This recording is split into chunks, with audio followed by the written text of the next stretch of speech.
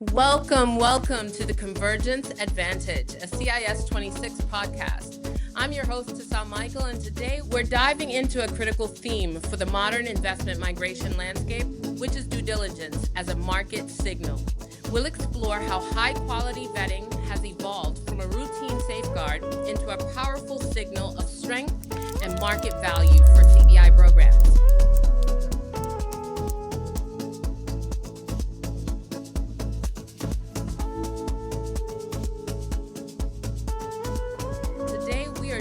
By Alejandra Jimenez Beretta, Managing Director at Hilton Global Associates. Welcome, Alejandra. It's great to be here today. Thank you so much for having me. I really appreciate the opportunity to participate in this discussion. And like you said, my name is Alejandra. I'm the Managing Director at Hilton Global Associates, and we are a global investigations and due diligence firm.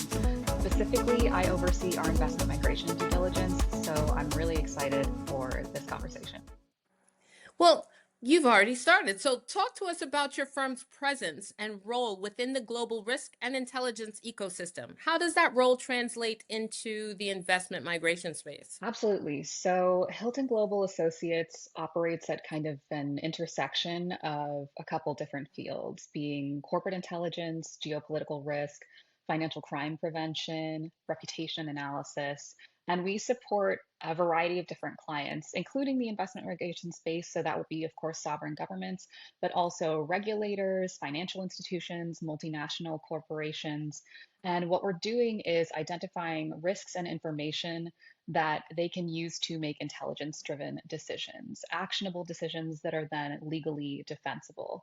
So we really view ourselves as strategic partners to our clients. We give them crucial information and intelligence so that they can make the best possible decision.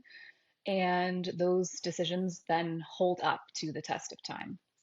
In investment migration, this really translates to helping governments exercise their discretion when making decisions in investment migration applications. So we're not just screening applicants. I know that due diligence can often be thought of as just a background check process, but it goes so much deeper than that. We are helping those jurisdictions really understand who they are admitting into their country, into their economic and political ecosystem, how those individuals are going to be perceived by international stakeholders, and then what sort of consequences or risks are associated with an approval decision. So, how are we doing that, right? We conduct deep dive, very specialized investigations, which yield a variety of different types of information. And that is also something that we are collaborating very closely with these governments on themselves. So we work very closely with each program to ensure that we understand their needs, that our efforts are tailored to their needs, and also meet extremely rigorous best in class standards. And then the last thing that I want to really emphasize is continuity is super important in this industry.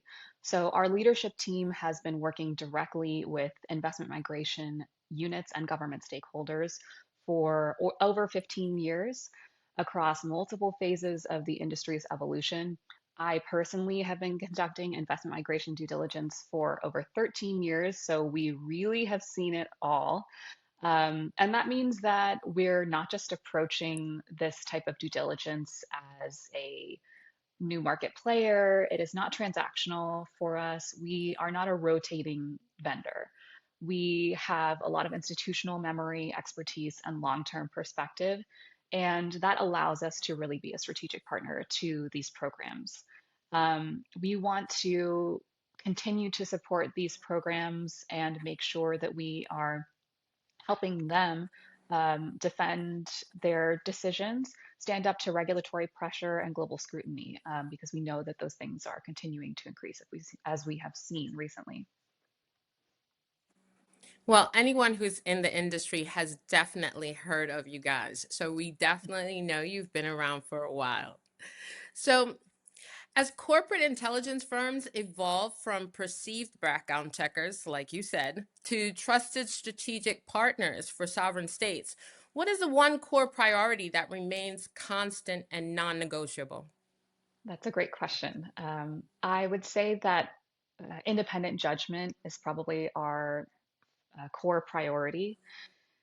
I would say that no matter how advisory our role becomes, ultimately our analysis and the information that we deliver has to be 100% neutral.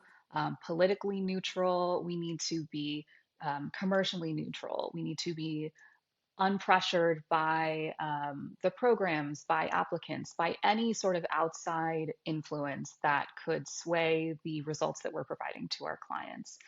And that is part of how those decisions remain defensible over time, right? We are simply presenting the evidence and the analysis of that evidence. When that independence weakens, it compromises the entire system. So it's not just an ethical issue, it is really a structural component. And I think that non negotiable, like you said, it is a requirement for program credibility, for our own credibility. And we do our best. Our entire architecture is built on maintaining that independence and unbiased perspective. The other thing that I want to say It's, is, oh, oh, go ahead. sorry about that. Go ahead. No worries. So Go ahead. the other thing that I want to say is a real true understanding of our clients' needs is also something that remains a top priority of ours. So of course we want to remain unbiased, and we will do so. But we aren't applying a one size fits all approach to due diligence. We tailor our investigations from a program to program perspective based on the information that we're receiving from them, what their specific needs are, what their risk tolerance is. The analysis and the approach that we apply to a given subject is also sort of evaluated on a case by case basis. If we did the same thing every single time, regardless of the end user, who the individual or entity is, it would lend itself to a really subpar product, and our clients wouldn't be able to make the best decision that they possibly can. So we're not data dumpers, right? We don't overwhelm our clients with so much information that they then lose sight of what is actually crucial within those findings. And I think that is part of how we deliver ultimate value to these sovereign governments and to any of our other clients as well. Understood. And that makes perfect sense. The other thing that people need to understand is the need for more than one due diligence company. That's, again, a lot. You're not supposed to, the clients or the applicant is not supposed to know which country is using which company and which file, where their file is at all. So, the anonymity of your company is quite important. Um, Let's see. So, speaking of non negotiables, as AI becomes more embedded in investment migration, how do you ensure technology enhances rather than replaces the human judgment sovereign decisions ultimately depend on you? Great question. And this has been a topic that I think has been kind of circulating around the CIS forum for a couple years now and is only becoming ever more relevant. But from our perspective, we view AI as one of many tools in our arsenal. It allows us Right. to deliver intelligence to our clients faster, but we are not and we never will be allowing it to make judgment calls for us. Technology is really great at doing high volume things very quickly, pattern recognition, whether it's language processing, data analysis, things like that, but the contextual judgment, the nuance, the context is a human element, and I believe will always be a human element in this process. Um, we're utilizing AI and other forms of automation and technology to help increase the efficiency of investigations. But any sort of high risk finding that gets surfaced by technology is always going to be reviewed and analyzed by a human. It helps us to accelerate the process, but ultimately, we are the ones who are accountable for the conclusions and the overall both context and sort of continuity of the investigation itself. The other thing is that in order to use AI in a sophisticated manner, you really have to understand both what it's capable of and what it's not capable of, because it's not magic, right? It is certainly not Right. all powerful.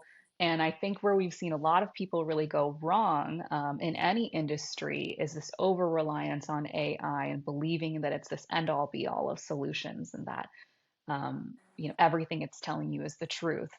And in order to use it, in a reliable way, you have to understand sort of what that line is. We're also using a lot of other technology that isn't in that would not fall under what you would consider to be AI, and is more under traditional, what we're now referring to, I suppose, as traditional automation, because AI has changed the landscape of technology so rapidly. But I'm actually leading the development out of our investigative technology, which has been an enormously rewarding process. And part of what I do on a day to day basis is envision how we can leverage a variety of technology forms, whether it's AI or something else, to enhance our process, to make it more efficient, reduce those turnaround times, which I know everybody loves to hear about in the due diligence sphere. But ultimately, I am a traditionally trained investigator. And along with the rest of our leadership team, we all know how to do an investigation the old school way, so to speak. And I think that that is an inextricable part of the process. So I don't ever see that going away, right? I think AI automation technology is just going to expand our reach. It will allow us to process increasingly larger data sets, especially now as the volume of information that's being created is just skyrocketing, right? And so we need to be able to keep up with that in a way that we simply could not do with a manual level of review. It just wouldn't be feasible or affordable, to be plain, in order to analyze that large information set. But the last thing I want to say on the topic, and I think this is something that I is very important to me personally, is that ultimately investment migration is a human process from start to finish. The people that are applying are humans. It is a decision that impacts their lives. And I think it would be wrong to have a completely automated process where there's no humans involved in the intelligence and the final decision. And so I don't ever see that going away. I think that it has to be part of it. From an investigation standpoint, I think a lot of people are so technology focused that they sometimes forget that a lot of our lives actually don't happen online, right? They happen in person.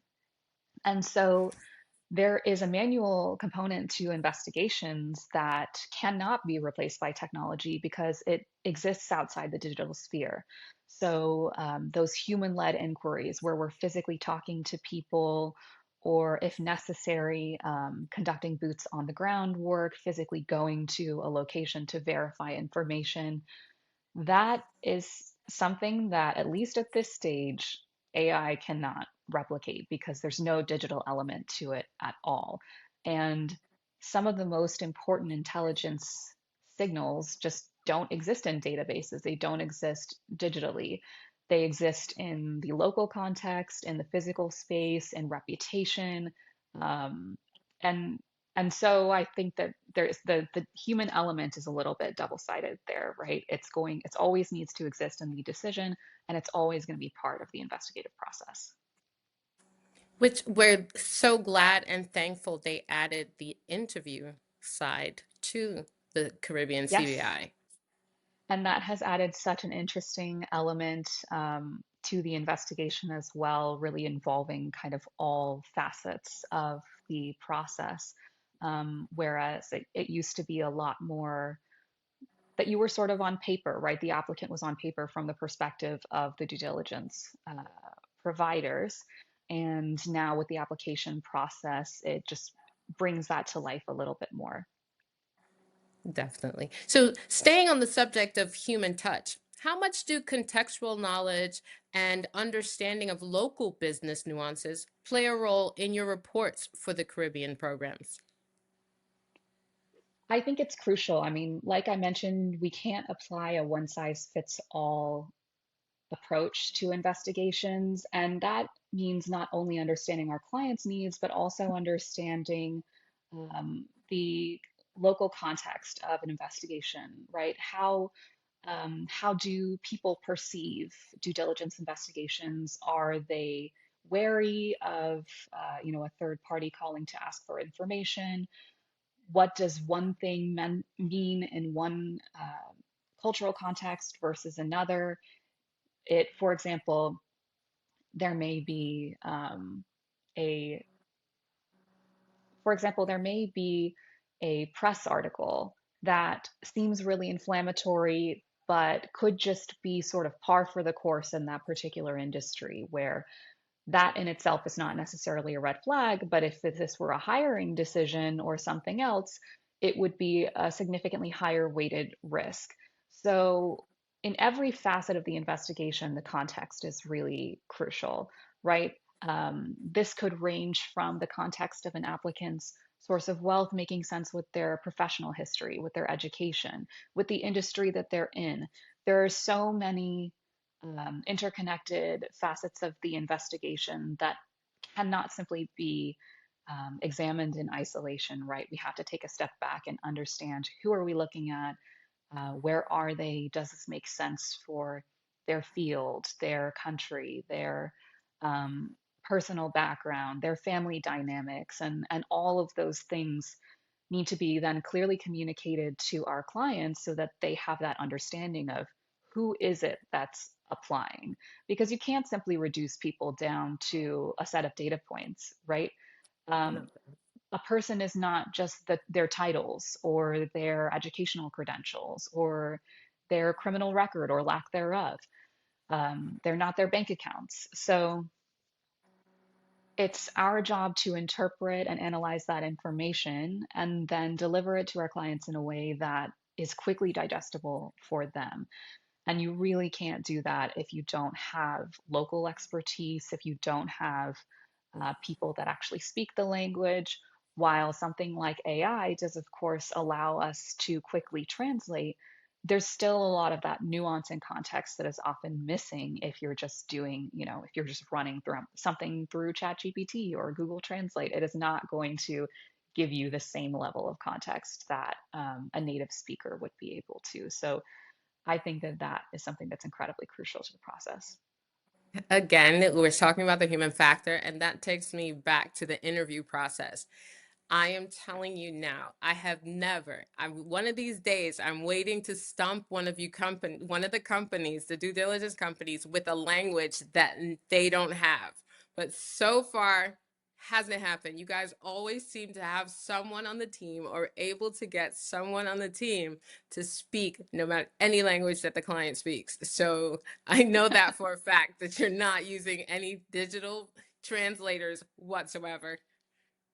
Absolutely. And I mean, we could spend another hour talking just about the interview process and how crucial it is to have it be human led.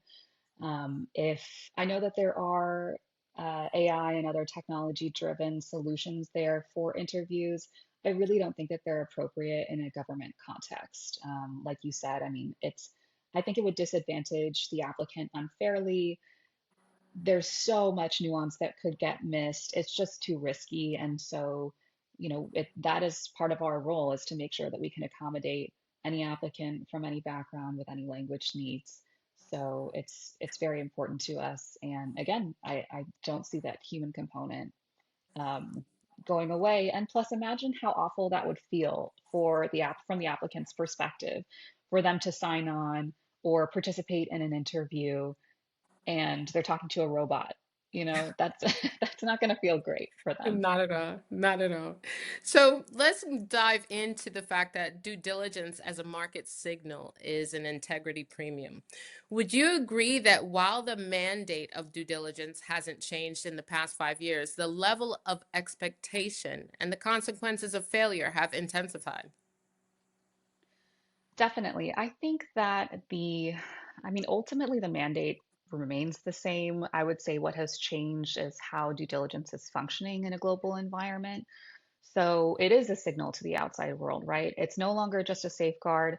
It helps us create, I guess, what we could think of as a stronger integrity, right? An integrity premium. So, what does this mean? We're supporting banking confidence, regulatory trust, the long term value of the passports, and the citizenship that these people are applying for. And when the due diligence is weak, it can trigger consequences that impact the entire industry, right? This could be increased scrutiny, reputational damage, reforms coming from the outside, and now the programs are sort of forced to react to change that's being implemented rather than leading that change internally. More and more people have their eyes on CBI as a whole, or investment migration as a whole. And a lot of that focus is falling on due diligence since we do play a significant role in mitigating the risk associated with each program's decision to issue citizenship or not. I think in general, the public awareness of these programs has increased significantly. And it's also become a lot more common for stakeholders globally outside the investment migration industry to form opinions based on to form opinions on the industry itself. And of course, given that there are security implications and economic and mobility implications associated with citizenship, I think that the strength of a program's due diligence framework is going to increasingly signal to outside parties um, what the integrity of that program is, the longevity of that program, and it will shape how they are perceived internationally. Well, that leads to my next question. When due diligence becomes a signal rather than a safeguard, who's reading that signal? Is it regulators, banks, investors, or foreign governments? I really think it's all of the above.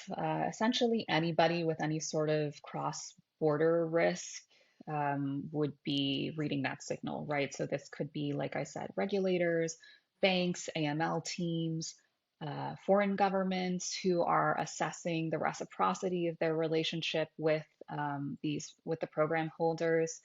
It could be investors, insurers, it could be the media, the the existing citizens of the countries themselves. I think everyone is hoping to see a signal that demonstrates the integrity and the security of these programs. And so, like I said, there's a lot of attention on due diligence to amplify that signal.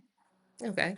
When a global stakeholders assess a program, what indicators within its due diligence framework signal strength versus vulnerability? Oh gosh, I would say that strength indicators to me, a few that come to mind are going to be um, multi-layered approach to due diligence, right? So a strong due diligence program is going to have a sort of a triangulation approach, right? So yes, we're going to primary sources. We are also looking to see what's on the web, what are people posting on forums, open source intelligence, social media, of course. Like I mentioned, there are so many intertwined aspects of a due diligence investigation that go so far beyond simply verifying ID documents or confirming employment, things like that. So, having multiple data points that all feed into each other and are kind of layered on top of each other, I think is a strong base for excellent due diligence. Beyond that, I would say independence, of course, again, from any sort of commercial pressures. And then outside of the that final report that we're sending to our clients, we're also looking at continuous monitoring post approval. So the due diligence, doesn't end when we send our final report to our clients and that decision is made. There's a continuous monitoring process that has to keep going in order for programs to feel secure in their decision. And if for some reason that decision needs to change, they'd be alerted as soon as possible through that continuous monitoring process that there's new information to be considered. Um, like I said, I think that this is a general trend that we're seeing. I mean, continuous monitoring as a concept is not novel by any stretch, but it's certainly becoming more in demand. More and more of our clients are interested in um, feeling secure in their decisions for the long haul, and I think continuous monitoring is a great way to do that.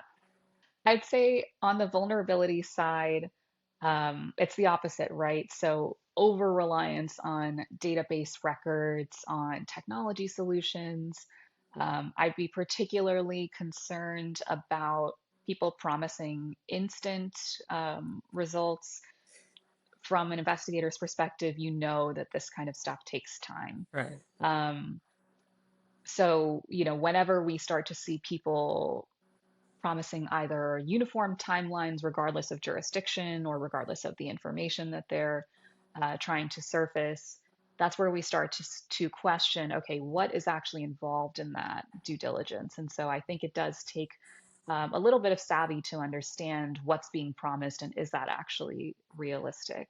And then, of course, on the flip side of the continuous monitoring is if there is no mechanism for them to refresh that intelligence or refresh those efforts, that would be concerning as well. The last thing that I want to say is I think a very strong sign of vulnerability is a lack of transparency. So when you are confident in the work that you do, there's no need to hide behind misleading language, opaque descriptions of what's involved in the investigative process. And so we're always working with our clients to make sure that not only do we understand their needs, but that they understand what our process does entail and does not entail.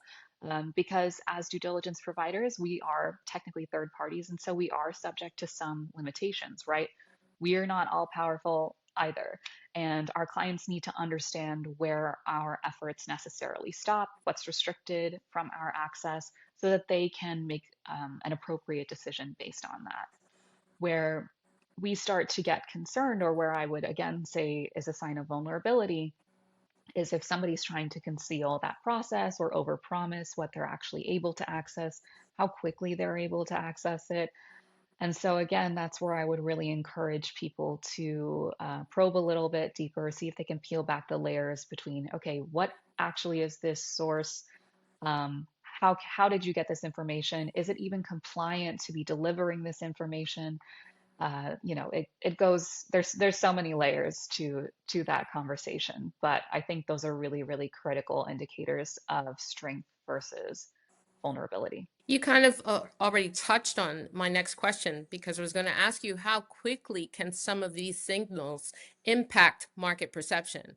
And if you don't mind, if you can expound more on how weak due diligence translates into tangible devaluation, and how can jurisdictions measure that impact? Definitely. I mean, it can be instant, right? It is, I would say that weak due diligence can have an instant or very, very quick real-time fallout for programs. Um, a due diligence failure becomes public essentially right away. I mean, as soon as one person finds out about the failure, the whole world knows about it, and media will take that and run like wildfire. And then, everyone is aware, including banks, regulators, diplomatic partners, risk analysts, the applicants themselves, the programs themselves, civil society as a whole. And it could be a single individual subject to weak due diligence that then results in a bad decision, and it impacts the program as a whole. We've already seen how a single decision against a single program can then impact the perceived stability of the industry across all stakeholders. And so um, that part of our role as due diligence providers is to mitigate that risk the risk of something like that playing out. And so when, in a situation like that, then these programs are unfortunately subject to potential increased scrutiny from regulators, from banks. Applicants themselves might have to jump through additional bureaucratic hoops to enjoy some of the benefits of citizenship, whether it's visa-free travel, things like that. Then there's reputational management that needs to happen from the programs themselves. And, it increases overall the focus again on these programs, and it puts an additional burden on these programs to demonstrate their integrity. So you really, really want to do everything you can to avoid weak due diligence. One of the things that I wanted to mention, though, is that we all, as due diligence providers, you mentioned that yes, a lot of these programs have multiple due diligence providers, and that's by design, right? Yes. Um, but one of the things that we're doing, even though we do compete, is I represent Hilton Global Associates at the Investment Migration Council's Community of Practice for Due Diligence. So this is a think tank of about 5 different due diligence firms that have expertise in investment migration. And we are working together to collaborate on due diligence best practice standards. So, like I said, even though we compete, we do understand how crucial it is to avoid any weakness in the due diligence chain. And so we're motivated to make sure that we're all applying the same level of rigor, because we understand that one weakness in the chain is going to impact the industry as a whole. So it's been a great and rewarding process to put our heads together with other due diligence experts and really get that added level of confidence that yes, we are doing the gold standard, so to speak. At your next conference, I actually met you at one of those as well.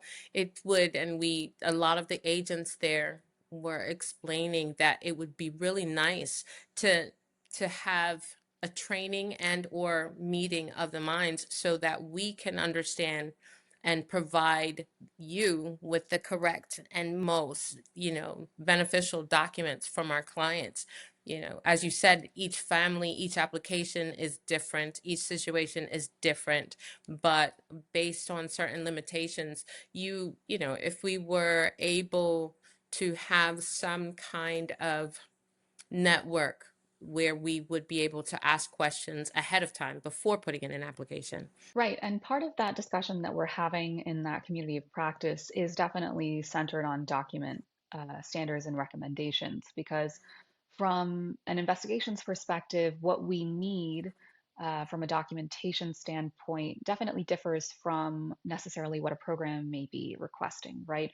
So we don't have to have certain levels of documentation, but then other areas may be obscured from us or restricted from our access. And so that definitely impacts our ability to view the full picture. So um, part of what we've been doing is collaborating on a discussion on how each document impacts our ability to conduct the necessary efforts. And I don't think we'll go so far as to make recommendations, but I think it's worth considering. I think it's worth programs considering, and of course, agents and applicants considering how perceived lack of documentation can sort of influence this perception of obscurity or omission from an application. So, I mean, I don't want to generalize by saying that over disclosing or over providing is necessarily better, but it's certainly better than willfully omitting Agreed. crucial data as part of the application process. Agreed. From an agent perspective, we have clients who are like, they think they're being efficient by giving you the least amount of deep documents to explain something, and we have to explain to them, okay, no, we need more. But yeah, don't you see I see what it says, but you need a paper trail, just like you have credit in any country. In order to buy a house or a car, you need a trail. You need to show us a history of right, what you're trying to provide. right. So yeah, it's up to the, Exactly. And go ahead. I was just going to say that, I mean, it's that same theme of transparency, right? The more transparent you are, the confidence Right. increases. If you intentionally omit something, then that integrity starts to come into question, right? And whether it's a willful or unwilling omission or inadvertent omission, those can be difficult to discern. What was the origin or why was this information not included within the initial disclosures? So it's definitely something to consider, and we're always happy to have conversations with people, especially at the upcoming CIS conference. I mean, we love talking about due diligence. So ask us any questions you like. Exactly. It just no names, no names. So Yeah, yeah. No, no names, no confidential none, information. none whatsoever. So you just brought up CIS 26. Let's talk about Hilton Global Associates at CIS 26 this year. As a CIS 26 Gold partner, what convergence conversations in the context of due diligence in investment migration are you intentionally driving on the exhibition floor? Yeah, I mean, I think it's exactly sort of what you were already alluding to, right? I would say that the majority of our conversations in our day-to-day are program to due diligence provider, right? We're collaborating directly with the programs. We work with them very, very closely. But I love the opportunity to interact with other stakeholders throughout the process and also give people a little bit more insight as to what's involved in due diligence. Like you were saying, I think that if everyone had a greater understanding of what due diligence is and is not, whether it's the applicants, the agents, it's crucial that that information is crucial for people. And the more confident people are in the due diligence process, I think the better it will be. So we're always happy to provide any sort of clarity on our process. I think there's also always a little bit of mystery associated with investigations and investigators. So it usually lends itself to some fun and interesting conversations. So I definitely encourage people to stop by our booth, come chat with our team, and get to know what Hilton Global can do. So, are you bringing new frameworks, investigative methodologies, or emerging risk insights to share with the delegates? Yes, so I'm actually going to be participating in a panel at CIS 26 that's going to be called, I think, Technology, Trust, and Transformation.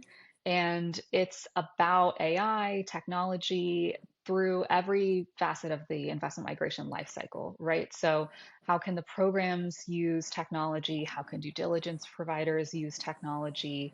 Whether it's blockchain, biometrics, digital identity, any other sort of efficiencies or security that these technologies can afford the programs.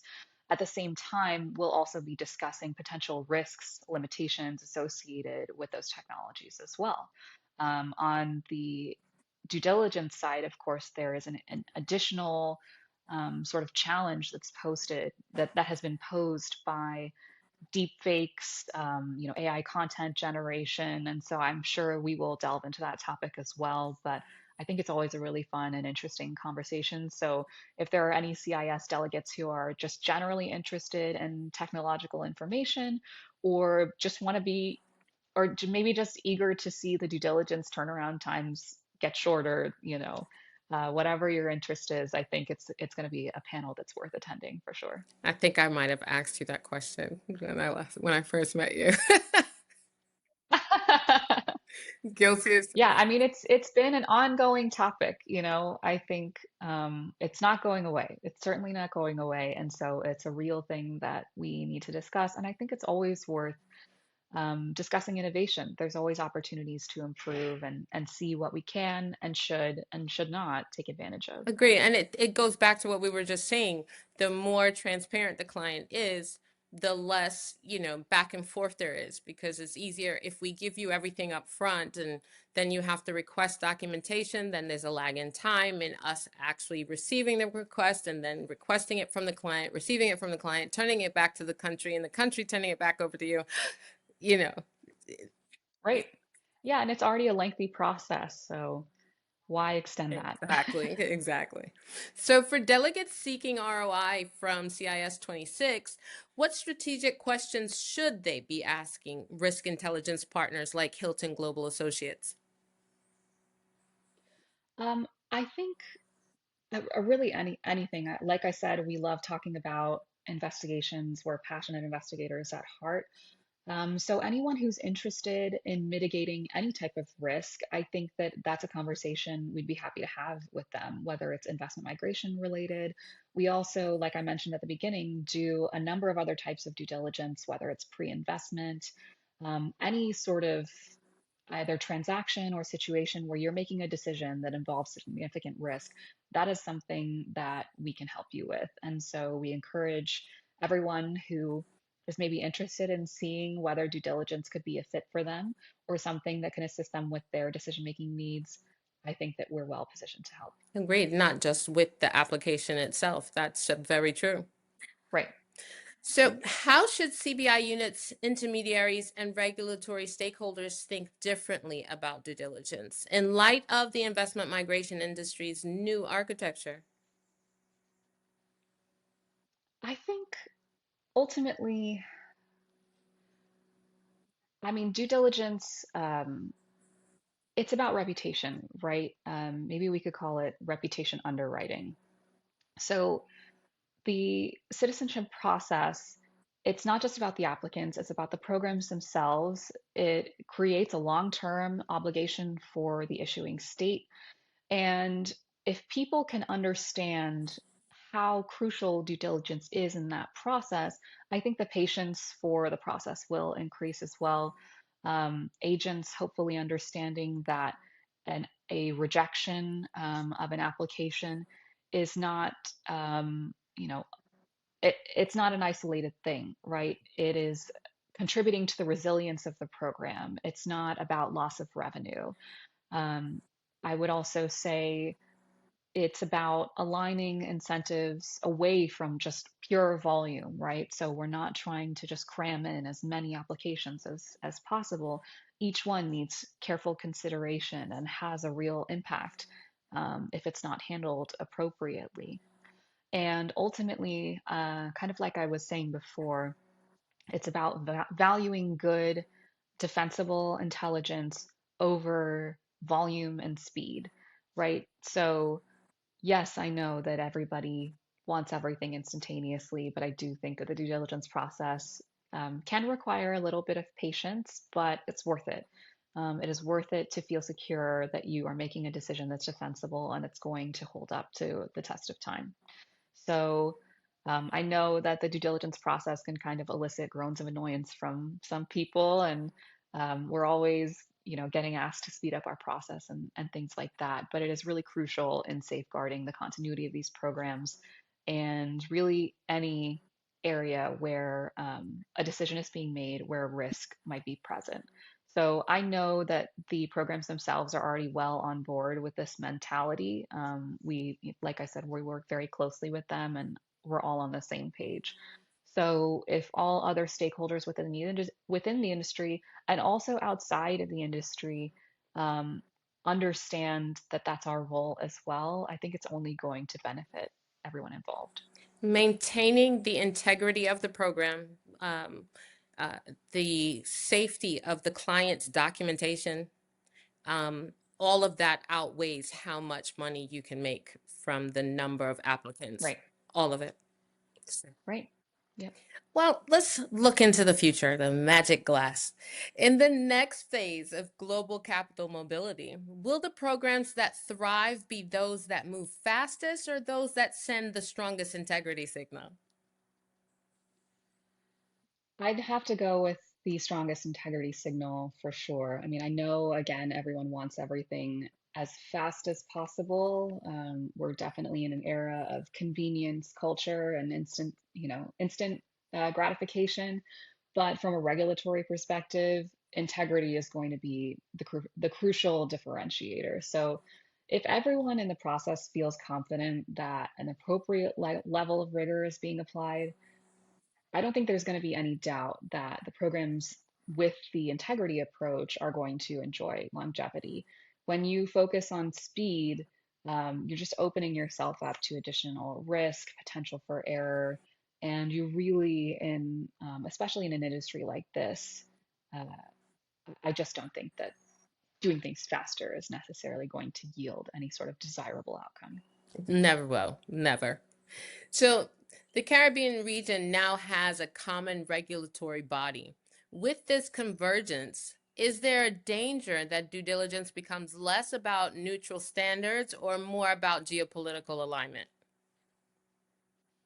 Um, I mean, I can only speak for Hilton Global, but ultimately, like I said, we're not in the business of a sort of check the box compliance. So while I definitely expect and hope, and I'm confident that the regulator will be issuing um, sort of best practice standards for investment migration due diligence, we're never going to stop there, right? We're not looking to just meet requirements. We have an above and beyond approach, and it results in a level of intelligence and analysis that allows our clients to make informed decisions that are also compliant. So we're certainly not waiting. We're confident in our existing protocol and process. I'm really excited at the idea of there being um, a regulatory body that's applying and monitoring these standards because, like I said, weak due diligence is ultimately what we want to avoid, right? We want to avoid a new player coming into the market and because of inexperience, not being able to deliver an appropriate level of rigor, and then again, compromising the entire system. So I'm pretty confident that that regional regulator is going to have a very strong impact in that regard. So, how do you think smaller jurisdictions navigate that reality? How should smaller jurisdictions navigate that reality?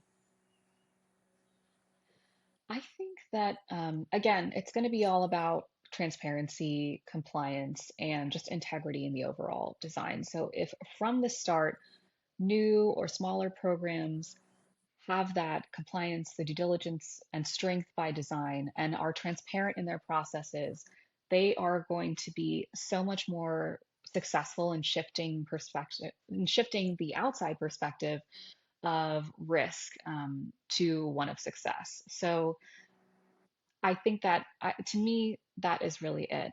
If these programs operate from design, from a place of strength, transparency, and integrity, they're going to be very, very easily able to stand up to any scrutiny. Okay. So, what's the one shift in mindset that industry stakeholders must embrace to thrive in this new era of convergence? I think it's the long-term perspective, right? So we don't just want to ask, is this applicant in isolation? Can I get an approval on this applicant in isolation, right? Everyone needs to be invested in how would approving this applicant look under intense scrutiny 5, 10 more years from now, right? How is this going to impact the industry, the program, the country as a whole, the agency? And so I think that applying that big view, taking a step back and looking at it from that lens is what we really need to see a shift in terms of mindset. I'm trying to think if anything else comes to mind, but again, I think just programs that are sending that integrity signal, that are displaying that they're taking that forward-looking approach. If every stakeholder, regardless of where they are in the process, applies that mindset, we'll be much better off. And again, I'm very confident that everyone in the CBI industry, investment migration in general, is already on board with that same collaborative spirit, understanding how an application moves throughout the life cycle and how crucial transparency and communication is, right? We're we're no longer operating in silos. We're all working together. We're really talking to each other. I would say, if anything, the shift that I would like to see is from the perspective of outside parties looking into the investment migration sphere. So, external regulators who I would hope should understand that they have an opportunity to fully collaborate with all of these programs and the stakeholders involved to gain whatever added level of reassurance they need that these programs do already operate with a level of rigor that is above and beyond any requirement that they may have. We're looking forward to seeing more of what the regulatory board is going to do, and it's going to be a learning curve for them as well, since this is the first time this has ever existed. Absolutely. I think it's a great move and I'm excited about it. Same. As we've discussed, the programs that thrive in this new investment migration landscape will be those that send the strongest integrity signals. I want to say a huge thank you to our guest, Alejandra from Hilton Global, for sharing these expert insights on why due diligence is the ultimate market differentiator. Alejandra, thank you. Thank you, and I'm looking forward to hopefully seeing you in just a few weeks. You actually will. I will definitely be there. And for those of you coming to CIS 26 in St. Lucia, please visit the Hilton Global table and ask and extend this conversation even further. And to our listeners, thank you for tuning in. See you in St. Lucia.